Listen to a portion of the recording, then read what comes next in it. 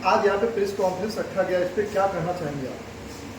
श्री राम महोत्सव 2025 अयोध्या में जहाँ राम जन्मभूमि को जो कार्यक्रम था उस समय पे हमें अयोध्या से परमिशन मिली है और वहाँ पर पूरे देश से नॉर्थ ईस्ट साउथ और खासकर ये बेंगलोर की संस्था इसको ऑर्गेनाइज कर रही है, उसके हम लोग सहयोजक और सहकारी है। तो पूरे देश से लोग वहाँ पे आएंगे और योगी जी ने भी परमिशन दे दी है, हिमांशु विश्वकर्मा ने भी प्रॉमिस किया है कि इतने बड़े उत्सव में आपके साथ शामिल होंगे और बहुत उच्च लेवल का उत्सव है और रामलला अवार्ड भी वहाँ पे 2025 में दिया जाएगा। ये ऐसी हमारी सोच और इसी के लिए प्रेस कॉन्फ्रेंस रखी है और हमारे कुछ लोग अभी आ गए हैं। सर कितने लोग उसमें शामिल होंगे सर? इसमें साउथ से काफ़ी लोग हो रहे हैं, नॉर्थ से अभी हम प्रेस कॉन्फ्रेंस आपकी मीडिया के द्वारा सूचित करेंगे, जो भी आएंगे तो वहाँ स्वागत और सम्मान होगा। सर काफ़ी लोग देखा जाएगा नेता लोग भी शामिल होंगे सर? नेताओं में 2 CM का हमको प्रॉमिस मिला है, आगे मिल जाएगा, अभी समय है काफ़ी। 22 जनवरी 2025 का कार्यक्रम है रामलला उत्सव। सर लोगों को क्या आग्रह करना चाहते हैं कि लोगों से यही कहना चाहेंगे कि जो अभी एक रहेंगे तो सेफ रहेंगे वाले मामले के हिसाब से, और आपको वहाँ पे आना, आज अयोध्या आज 5 लाख लोग रोज दर्शन कर रहे हैं अयोध्या में। टूरिज्म का बहुत बड़ा हब हुआ और होते भी जा रहा है और धार्मिक एक हमारी 500 साल की लड़ाई की जीत है। इसी के लिए राम महोत्सव का वहाँ पर कार्यक्रम आयोजित कर रहे हैं। सर किस तरह जिस तरह से राम मंदिर महोत्सव हुआ, जब मंदिर बना था, तो श्री राम महोत्सव का किस तरह से आप लोग का आगे का रणनीति रहेगी? श्री राम महोत्सव उन्हीं के तर्ज पे है। इस बार सरकार ने कोई डिक्लेयर नहीं किया करने के लिए, तो हमें मौका दिया चंपक राय जी ने कि आप करिए और आपको हमारा समर्थन रहेगा और हमारी संपर्क भी है, अच्छे है, उनका आशीर्वाद हमारे ऊपर है और हम अच्छा ही काम करें तो अच्छे काम के लिए, धर्म के काम के लिए और एक 500 साल की लड़ाई की जीत के उत्सव को मनाने जा रहे हैं, तो कोई भी सरकार करेगा। जैसे आपने कहा कि CM यहाँ रूपरेखा किस तरह से रहेगी? रूपरेखा भी हमने बताया आपको, 2 दिन में प्रॉमिस किया, बाकी देश के सारे लोग आएंगे, शायद कोशिश करेंगे मीडिया का इतना अगर प्रचार और सनातन धर्म के लोग जागे तो शायद हमारे यहाँ मोदी जी भी पधारेंगे उत्सव में, तो बहुत आनंद आएगा। सर जो अवार्ड शो करने वाले हैं सर, अवार्ड शो जो करने वाले पॉलिटिकल होगा या धार्मिक होगा, क्योंकि कई अवार्ड सामाजिक संस्थाओं को अवार्ड दिया जा सकता है? ये धार्मिक होगा और धार्मिक स्थान पे हो रहा है और इनका नेतृत्व हनुमानगढ़ी के संजय दास जी कर रहे हैं, ज्ञानदास जी कर रहे हैं, मिस्टर गोपाल दास जी कर रहे हैं, तो उसमें उस तरह का अवार्ड फंक्शन नहीं हो रहा है, धार्मिक ही। किस तरह की तैयारियां चल रही है सर? अभी किस तरह तैयारी की जानकारी देने और उसी को प्रचार प्रसार करने के लिए आप मीडियाओं से आग्रह करने के लिए तो हम वहाँ बैठे हैं। ऑनलाइन भी कुछ कार्यक्रम होने, ऑनलाइन भी कुछ कार्यक्रम होने वाला है। राजनीतिक पार्टी को भी इनवाइट करेगा, राजनीतिक पार्टी ने क्या इसमें रावण पुरस्कार में जो है, क्या बाकी पार्टी के भी लोग आएंगे? किसी पार्टी का नहीं, सनातन का कार्यक्रम है, सनातन में हर व्यक्ति सनातनी आ सकता है, जात में पूछो मानव की, वो हिसाब से कार्यक्रम है। जैसे आपने कहा है कि CM का आगमन हो सकता है, तो क्या ऐसे किसी फिल्म इंडस्ट्री के एक्टरों का भी है कुछ आगमन? नहीं, इसमें कोई नहीं है, सब यूपी के CM का और आसाम के CM का हमें टाइमिंग मिला हुआ है और सहकार मिला हुआ है, पाठबल मिला हुआ है, तो इसके लिए उनकी प्रॉमिस है, बाकी जो भी आगे कोशिश रहेगी आएंगे। अशोक जी, आप भी कई धार्मिक कार्यक्रम करते हैं, तो इस कार्यक्रम को किस तरह से देखते हैं? आपकी क्या?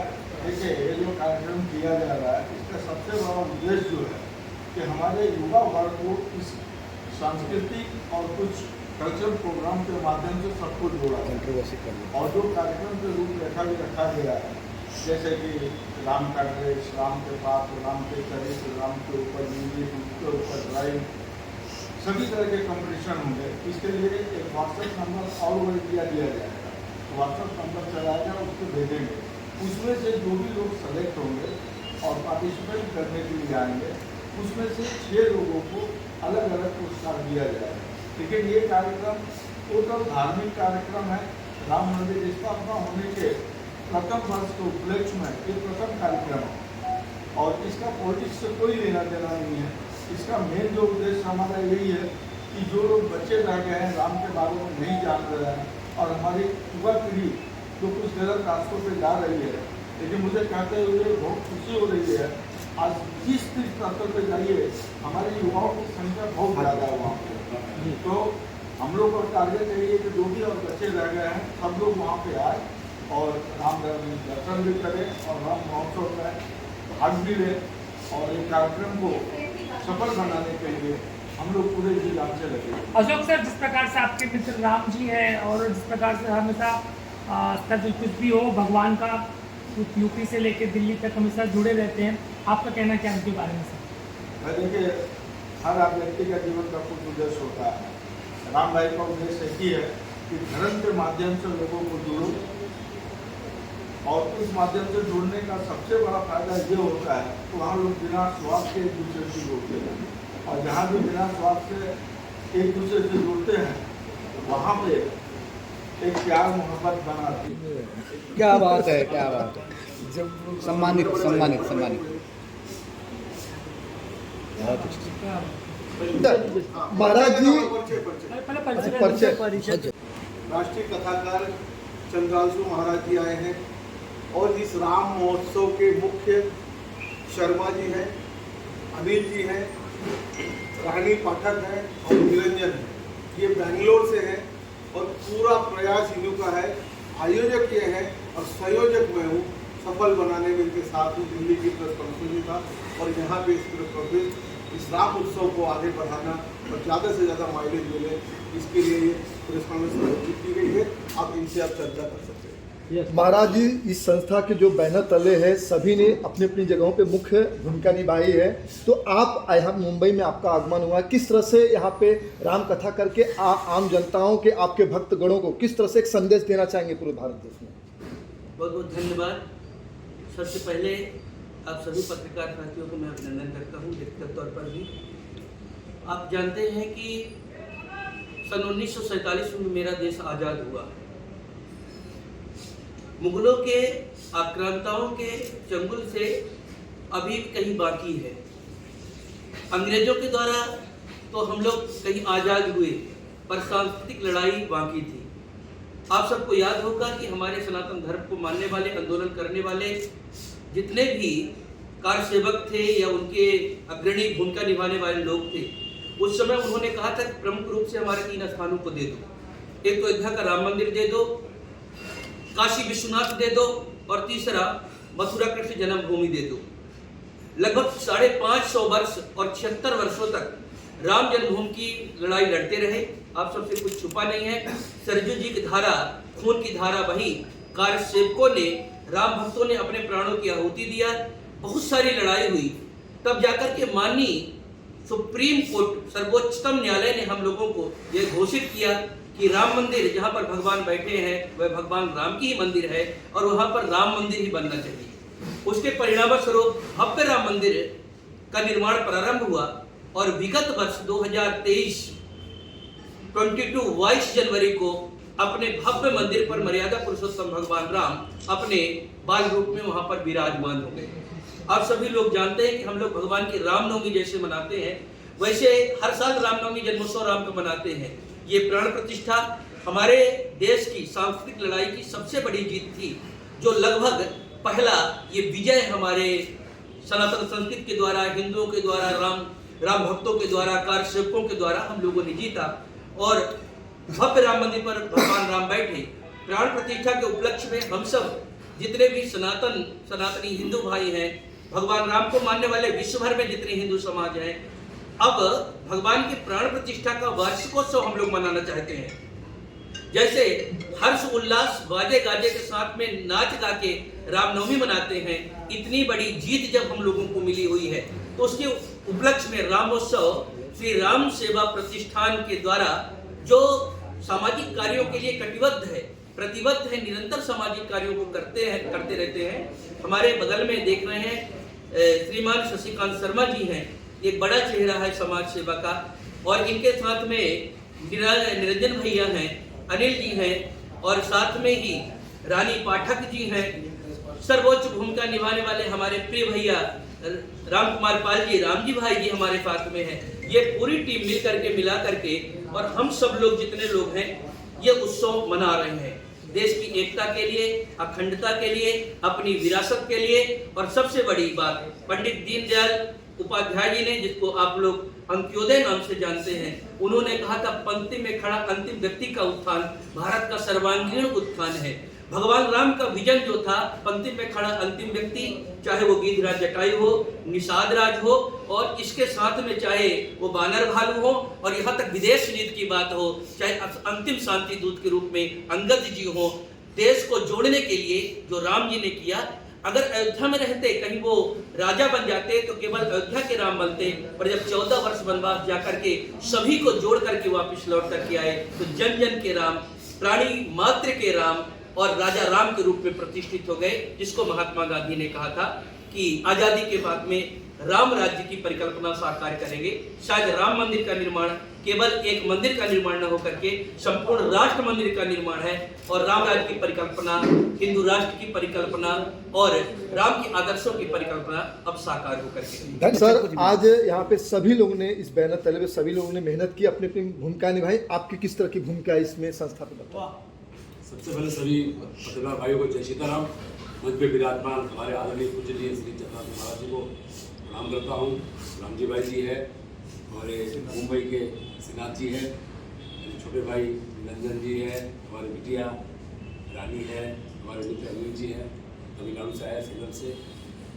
इतना कहना चाहूँगा कि एक बहुत बड़ा एक प्रोग्राम करने का जो अवसर है, सौभाग्य हम लोग को मिला है सभी के आशीर्वाद से, कि हम एक ऐसे मंच पे उन सभी को एक साथ देखेंगे जहाँ कोई उम्र की पाबंदी नहीं है। 13 साल के बच्चे का एक कैटेगरी है जहाँ पर वो अपने रामायण से संबंधित जितने भी नृत्य कला हो, वेशभूषा हो, ड्रामा हो, चित्रकारी हो, ये अपना प्रदर्शन करें। और 13 साल से लेके एज की कोई लिमिट नहीं होगी, चाहे वो 70 साल का बुजुर्ग हो या 80 साल का बुजुर्ग हो, उनके लिए भी मंच रहेगा। हम चाहते हैं ये सिर्फ 2025 तक सीमित न हो, युगों युगों तक ये सीरीज चलता रहे और आने वाली पीढ़ी इस काम को और आगे तक लेके जाए। सबसे मेन जो हमारा उद्देश्य है, आने वाली पीढ़ी को सनातन के बारे में जानकारी हो। बहुत सारे बच्चे अब उस चीज़ से कहीं दूर होते जा रहे हैं। ये कहीं ना कहीं एक ठेस जरूर है हम सबके दिल में। एक प्रयास ये भी रहेगा कि आने वाली जनरेशन इस चीज़ को समझे और इंटरेस्ट ले। बहुत चीज़ों बहुत लोगों की इंटरेस्ट है। जैसे आपने देखा होगा, आज से 30-40 साल पहले एक सीरियल है रामायण जिस दिन रविवार को चलता था तो पूरे देश में वहाँ 144 कर्फ्यू लगा करता था।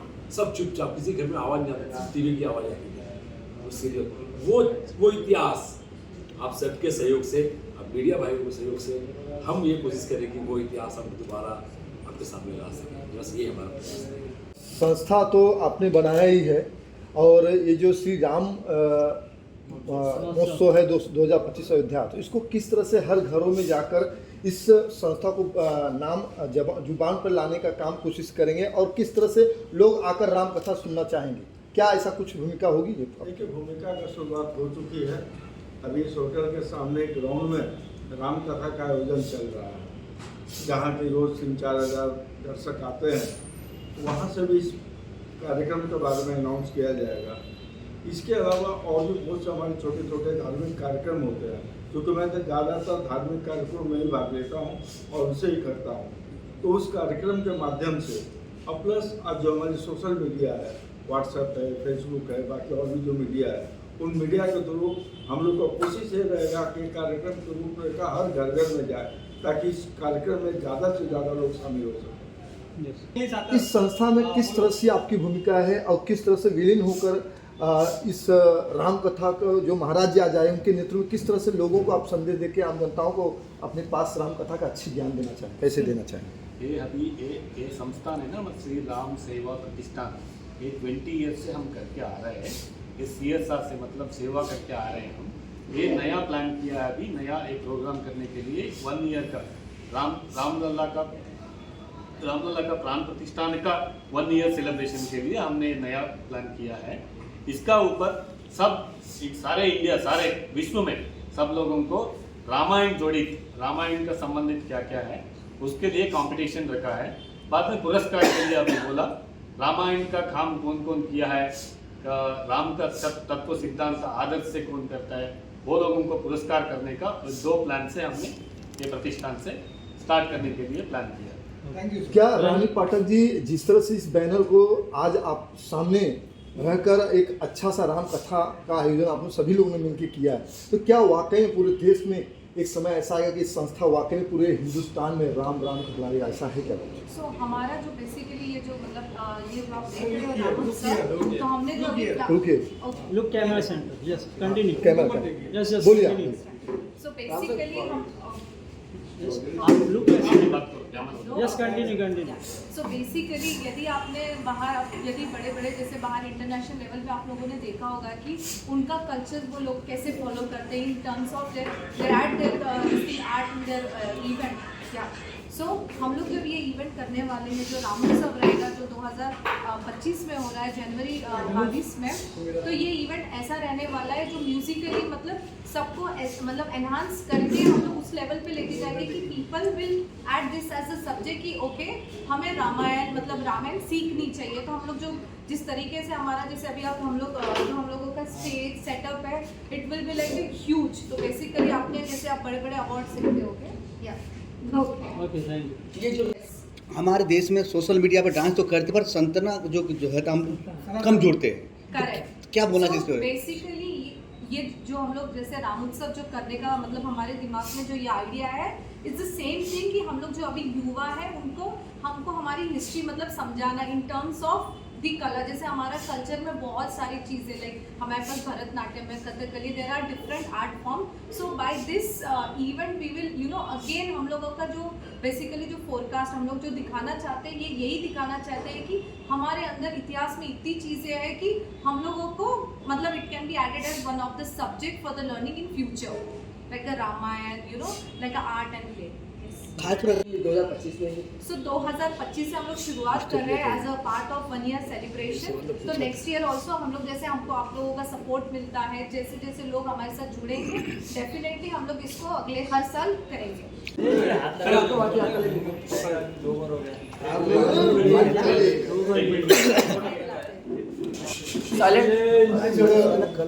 थोड़ा नीचे रखो ना यार तुम तो। लुक ये जिधर यहाँ देखिए